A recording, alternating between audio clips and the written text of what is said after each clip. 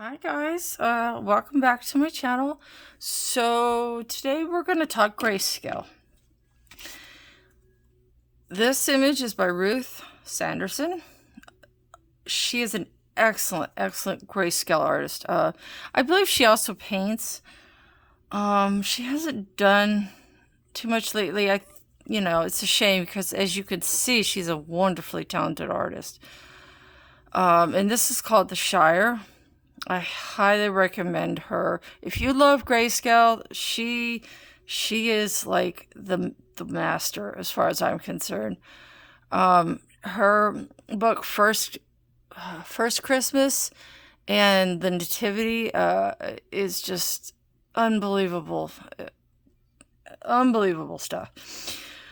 So there are many different kinds of grayscale. There is light grayscale and there is like darker grayscale. It really does kind of depend. This grayscale is on the heavier side, and as you can see from my fingers, that you can see some of the ink on my fingers. So I would strongly suggest you be careful when you print out a page like this, that you either get a coloring glove, which mine has disappeared. It happens a lot. Anyway, I have a coloring glove that I put on, and it covers these two fingers in this part. And for whatever reason, it has decided to, grow a pair of legs and run away from me. But either way, I would suggest something like that. I did this part already, and I'm going to tell you one of your biggest tricks, especially for the darkest areas, is instead of using white, if it's a warm toned like this, like the tree, don't use white. It just looks terrible, and it's because it's kind of such a gray. The white just kind of makes it look more gray. But if you take a warm color like this cream, I'm using the Faber Polychromos, except for this white is not. This is the Faber Castell Polychromos pencil. It is the cream. If you use a color very much like this instead of white on your darkest areas, as you can see, it will look so much better than the white, because it warms up that cool gray, or even to some extent warm gray. The darkest areas are always going to be like a cooler gray, like a cool 90% gray, and then as it lightens up, like over in here, it's more of a I'd say like a 30% cool gray, maybe a touch on the French gray side. But yeah, don't use white, just use the cream. So, the other trick that I have discovered is to start with a light base layer. Because if you start with you got dark, and then if you add dark, you're just gonna make it look more dark. I mean, most people don't want that, and that's why some people, like, their grayscale looks weird, is because they're thinking about it like you would a regular liner or a slightly grayscaled image. When you're doing grayscale of this sort, you have to think about it very differently. So I'm going to start with a little bit of this light yellow ochre, and I'm going to use just a little bit of it because this tree is going to be green. I don't want too much of this yellow, but I want to warm up this tree a little bit, and just piling green on top of green on top of green just gives you a very flat color. So what I'm doing here is just taking a little bit of this yellow and just kind of sprinkling it around onto the lightest to medium area.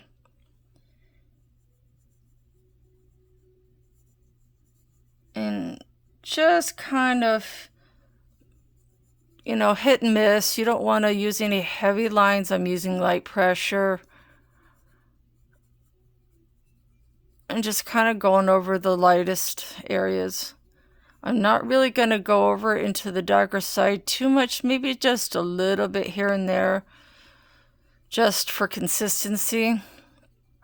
And I may add it back in later, but I'm not going too much with the yellow into the darker area. You've got to think about what's going to look good on gray and what kind of gray are you dealing with. And in this case over here, as I said before, it's more of a French gray, light cool gray. So you just got to think what colors are going to look good on top of that, and how can I warm this up a little so that I'm making the most out of this, the shading that's been done for me. Because if you do this right, it can look it basically does the work for you. And for me, I'm not really much of a freehand artist. It's just not my cup of tea. I don't, it doesn't interest me that much. But a grayscaled image like this, if you handle it right, can just do it all for you in terms of the shading and such. It just does it for you. Now, I've added a little bit of this warm, and the fact that it's a warm yellow, a very warm yellow, is also critical, because what I've just did is I warmed up that gray so that now it's not so cool, but yet it's still something that will look good over, in terms of, your average tree. Now what I'm going to go do is go in with the May green, which is a very light yellow, not yellow, very light yellow type green, but still warm. So it's somewhere between cool and warm, but it's kind of in the middle, in my opinion. I would say it probably errs on the warm side just a little bit, but I'm going to go back over that warm side just a little bit.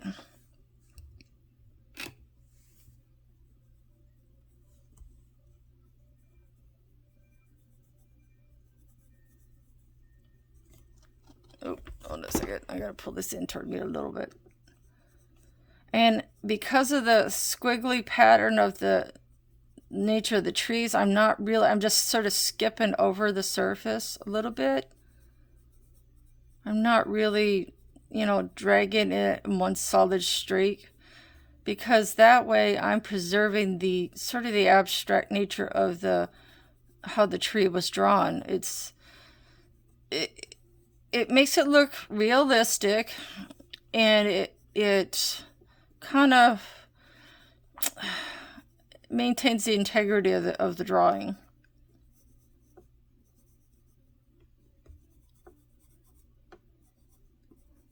And again, I'm kind of skipping over to the lighter areas of the darker side.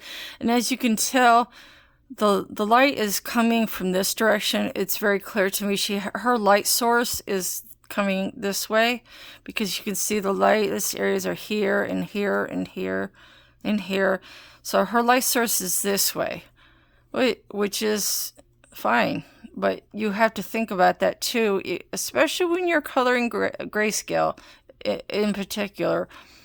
And as you can see, the tree is already coming together quite nicely. I might do a little bit of this green up here, but again, because it's so dark up there, I'm going to have to go back in with that yellow just to warm it up a little. This light yellow ochre, just a little. You don't want too much, because it's still a shaded area. So I don't want it to look like this.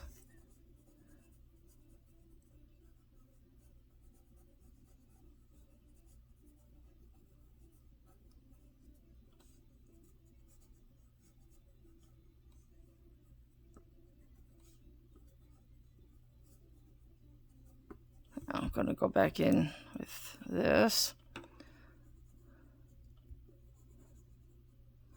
See, heavy grayscale is nothing to be afraid of.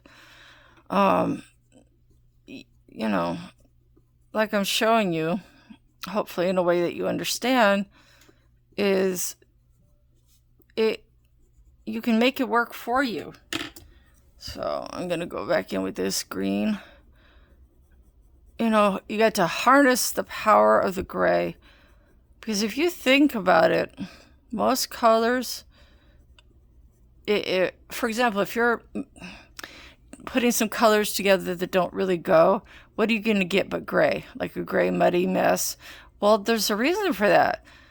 Really, gray is really the center. The gray is the thing that joins other colors to, you know, it's like the bridge between other colors. If you take that gray and you kind of use it to sort of bridge your way into other colors that maybe you wouldn't think would normally go.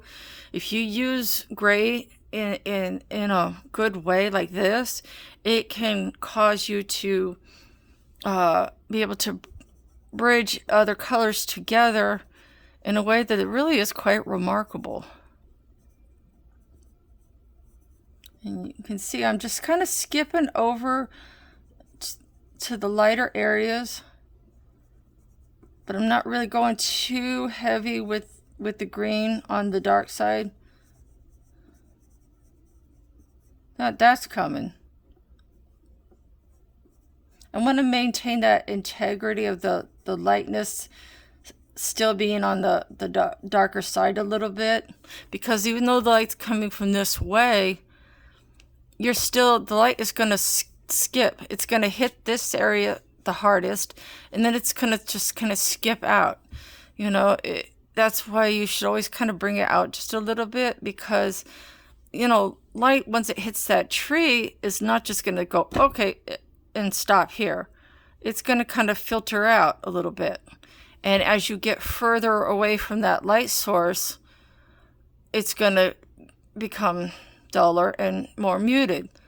But that's why you want to just kind of bring it over just a little bit to kind of maintain that filtered sense that you would expect to get with light. Now, I'm going to grab earth green yellowish, and this is the color that I'm going to put into the darker areas. And again, I'm just kind of skipping over the page.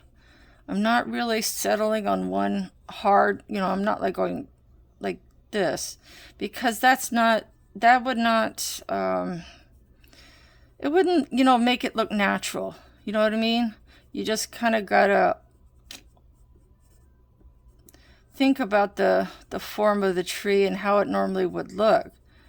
And it's not going to be such a hard, you know, stable line. It's going to kind of go here and go there, and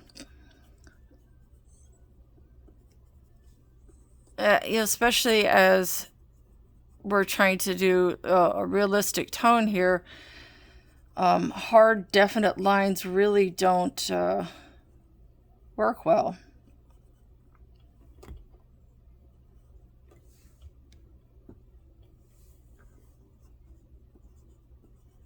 So if I get quiet, it's just I'm concentrating. And I apologize for my last video. I think I was experimenting with a new camera position and so forth, and I'm not sure. I'm still on the fence about it. So any feedback you want to give me, it was a co-noir and flip through of forest. I'm kind of on the fence as to whether I want to kind of keep that or not. I would love your feedback. I'm just kind of experimenting, you know, trying to see what works and what doesn't. And now I'm also going into this upper area a little bit. It's a shaded area, but yet it's you don't want to go in right away with those dark colors. You just never want to do that, because it will, again, you're gonna take that dark and just make it even darker. But by layering those lights, do you see how beautiful how diffused that looks? I mean, not to toot my own horn, but I think it looks pretty good. But again, this gray scale is kind of, because it's so heavy and I'm using it to my advantage, I'm making it work for me. You can see how it can really be a bonus. Don't be afraid of it. And her grayscale images are absolutely stunning. I mean, look at that. Is that not stunning? Like, it's like when you take a good piece of meat and you cook it up, you're going to get a better result, even if you don't cook it as well, but just because you're starting off with a better piece of meat in the first place. So, it's all about base quality. Now what you can do is take your, where is that cream? I lost my cream. Here it is. I'm going to go in with this cream on just the lightest areas, just a little, just on the very top.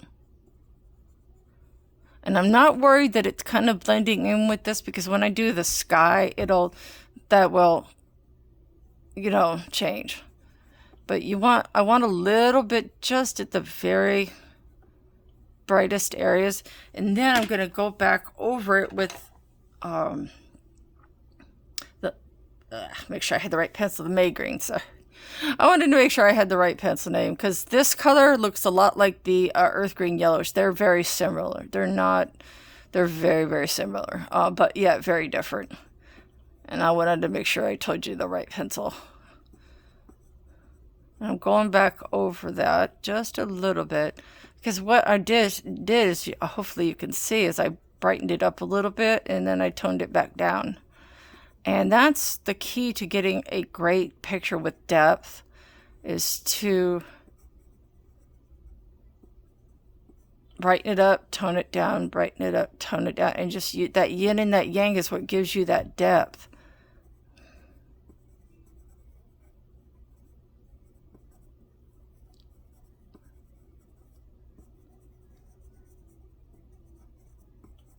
I'm going back a little bit more with the shaded area, just a little bit. And I think this area needs to be toned down a little. So I'm going to go in with chromium green opaque.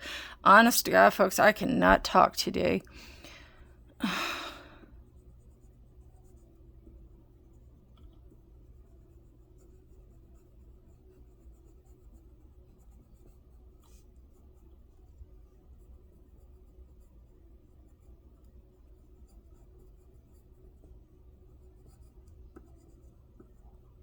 Oh, that looks absolutely gorgeous.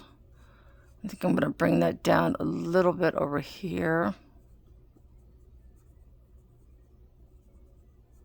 This is one of my favorite greens. I love it. It's just an amazing color to work with.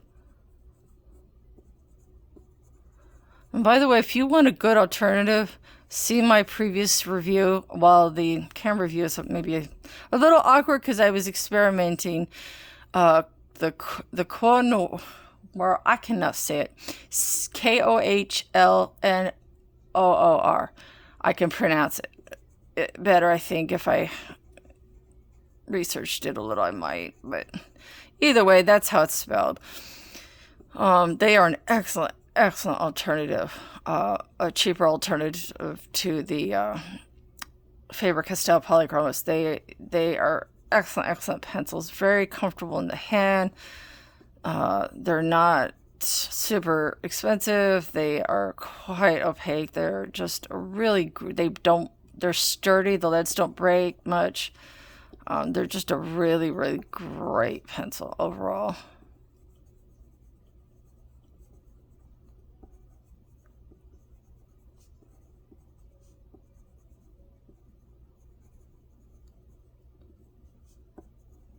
I'm just kind of skipping all around, you know, keeping it loose. And yes, I am holding my pencil right near the tip, but I don't have a death grip on it. Like, it just looks that way. So if you're learning how to hold a pencil better, I would suggest you hold it from back here. But because I'm doing such a tight, controlled movement, I kind of have to have it down here. But just, you know, be mindful of, like, am I squeezing it? You know, this is how you get a death grip on a pencil. And instead, what you want to do is just, you see the difference? That, I know that seems very subtle, but I'm basically taking this finger and putting it more to the side rather than on top. And that kind of helps with that death grip just a little bit.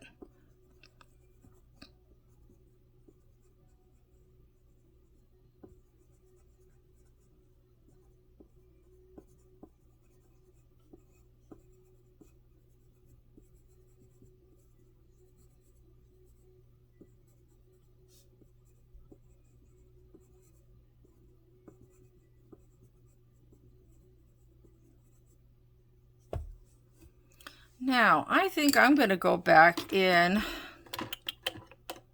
with, I'm looking for my pencil here.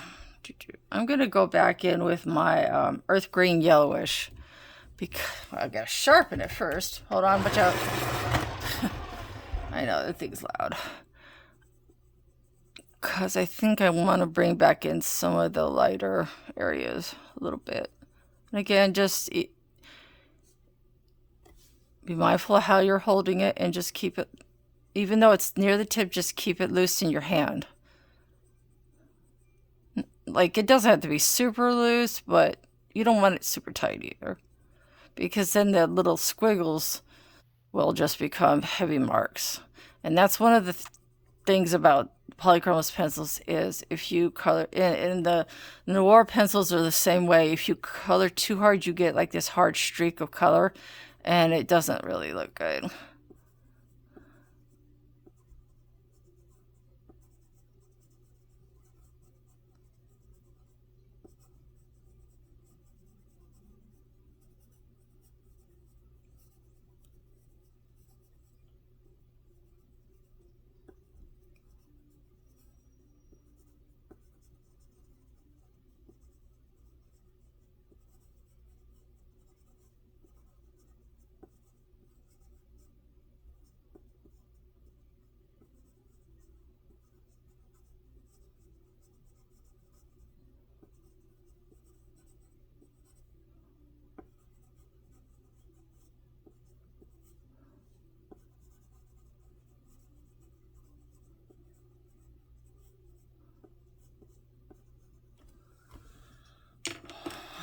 Let's see. I think I want to go back in with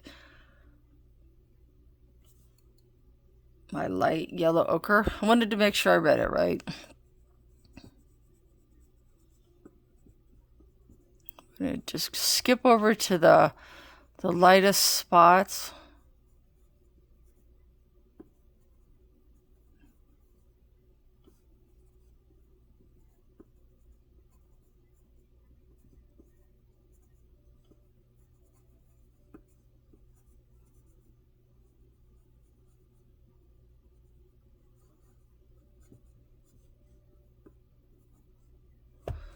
And there you go. I think that looks amazing, don't you? So that is pretty much how that's done. And to go over the pencils that I used, make sure I have the right ones. All right. Yeah. I used, is it light ochre, light yellow ochre, and earth green yellowish. Ta-da. Almost dropped one. May green, and a pinch of cream just a pinch, and chromium green opaque, which sparingly though. And there it is. I think it's gorgeous. So, don't be afraid of the grayscale. I hope this helps. Have a blessed one, guys.